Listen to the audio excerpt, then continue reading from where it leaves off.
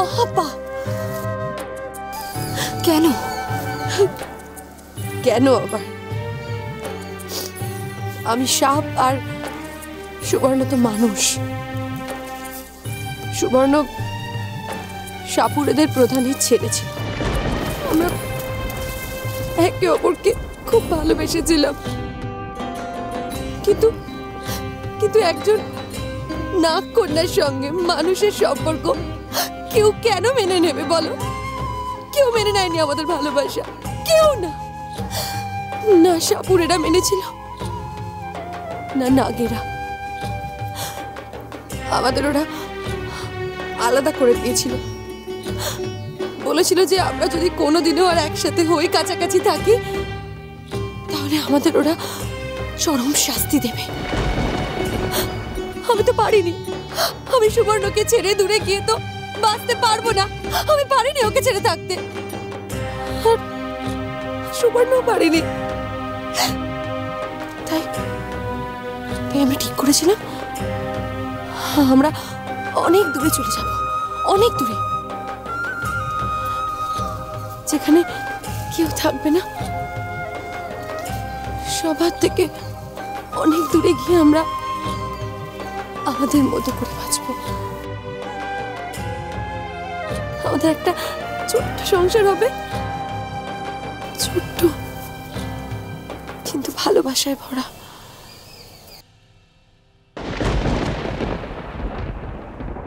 ও কটিমা, এসব কি হচ্ছে বল দেখি? আমরা একটু বাইরে গিয়েছিলাম বলে এখানে সবার বড্ড বেশি বার বেড়েছে। রাজা বিজয়কে বশ করা হয়েছে, এই অবস্থায় সে রাক্ষস মেরেছে। না না, সন্দেহ সন্দেহ কাটার মতো খচখচ করছে। মহারানী, মহারানী সেনাপতি ঝিনুকমালাকে খুঁজে পেলাম না মহারানী। তার বদলে একে ধরে এনেছি মহারানী।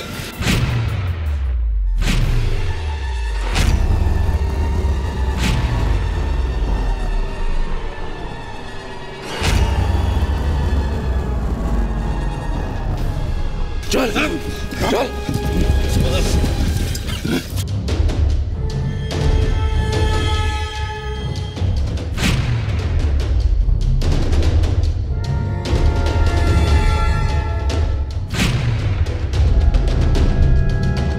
বাবা,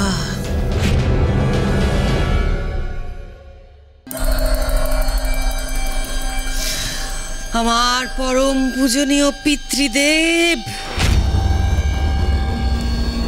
আপনার অদর্শনে কত কষ্টে যে আমার দিন কেটেছে। খটখটি তুই? এই যে রাজা চন্দর বর্মা, দিব্যি তো ড্যাব ডেবিয়ে সবকিছু দেখা হচ্ছিল, তা চোখের দৃষ্টি ফিরে এলো কি করে? এমনি এমনি ফিরে এলো। মিথ্যা কথা। ওই দৃষ্টি এমনি এমনি ফিরতে পারে না। বলো, কে ফিরিয়েছে তোমার দৃষ্টি? বুঝতে পারছিস না কটিমা? ওই শয়তানি ঝিনুকমালা ওর দৃষ্টি ফিরিয়ে দিয়েছে। কিন্তু আমি বুঝতে পারছি না, ওই রকম একটা সাধারণ মেয়ে ওর দৃষ্টি ফেরালো কি করে? লা ঝিনুকমালা আমার সেনাপতি, আমার সেনাপতি ঝিনুকমালা এমন কাজ কেন করলো? রাক্ষসগুলো ঝিনুকমালাকে খুঁজছিল, তার মানে কি এরা কিরণমালাকে ঝিনুকমালা বলেই চেনে? হয়তো আমায় দেখে মায়া হয়েছে, তাই করেছে। এতে ভয় পাবার কি আছে? মানুষ তো, তার তো দয়া হবেই। দয়া? মনীষীর ছায়দের এত দয়া কোথা থেকে জন্মায় আমি তো বুঝতেই পারি না। তুই এক কাজ কর কটিমা, এই জামাইকে আর শ্বশুরকে একসাথে বন্দি করে রাখ, বেশ খোশ গল্প করবে না?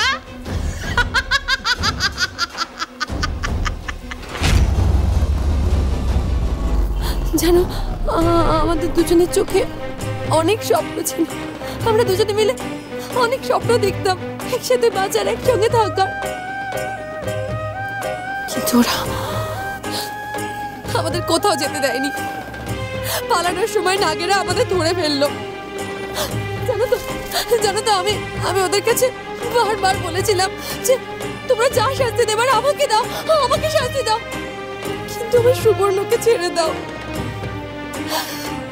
ওরা ছাড়েনি, ওরা আমার সুবর্ণকে ছেড়ে দেয়নি। কাল নাগের বিষে আমার সুবর্ণের সারা শরীর নীল হয়ে গেল। আমি পারিনি সুবর্ণকে বাঁচাতে, আমি পারিনি।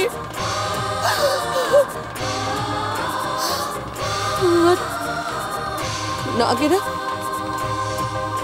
আমাকে পাথর করে দিল। পাথর হয়ে আমি জঙ্গলের মধ্যে পড়েছিলাম। আমার বাবা বলেছিলেন আমি যদি এইভাবে জঙ্গলের মধ্যে 1 বছর পড়ে থেকে প্রায়শ্চিত্ত করি তাহলে নাকি আমার মুক্তি ঘটবে, আর ওই বিষের প্রভাবে আমার সুবর্ণ মানুষ থেকে নাগে পরিণত হবে, আর তখন আমি আমার সুবর্ণকে ফিরে পাবো, আমাদের বিয়ে হবে। কিন্তু কোনো এক রাজা, আমি তার নাম জানি না, সে আমাদের নাগ বংশকে একটা গাছের কোটরে বন্দি করে দিল।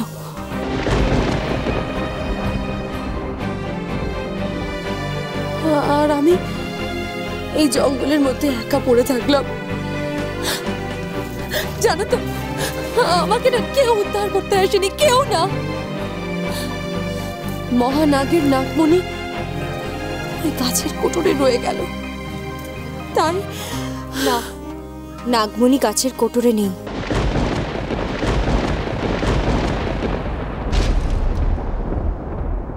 নাগমণি আছে আমার কাছে।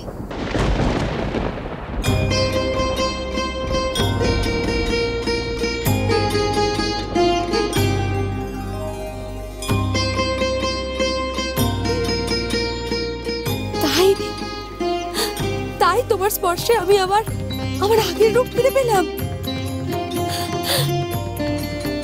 কিন্তু আমার সুবর্ণ, আমার সুবর্ণকে কোথায় খুঁজে পাবো বলো তো? কোথায় যে হারিয়ে গেল? আমি তো ওকে ছাড়া বাঁচতে পারবো না। আমরা যে একসাথে বাঁচার স্বপ্ন দেখেছিলাম, আমি তো ওকে ছাড়া বাঁচতে চাইনি। কি করে বাঁচবো আমি ওকে ছাড়া? বলো না, আমি ওকে ছাড়া কি করে বাঁচবো? তুমি কষ্ট পেও না, আমি তোমার সুবর্ণকে খুঁজে এনে দেব। কি বললে তুমি? তুমি আমার সুবর্ণকে আমার কাছে খুঁজে এনে দেবে? সত্যি বলছো? তুমি আমার সুবর্ণকে আমার কাছে খুঁজে এনে দেবে?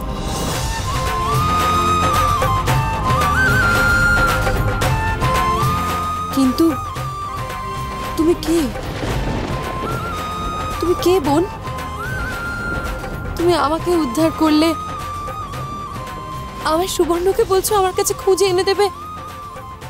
কে তুমি? আমি কিরণমালা।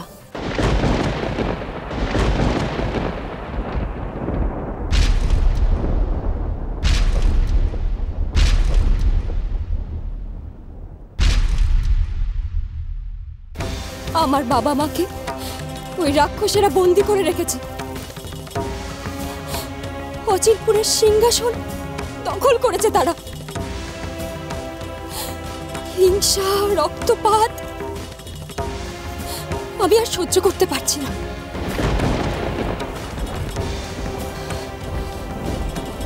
আমি জব্দ করব এই রাক্ষসদের, বিনাশ করব তাদের।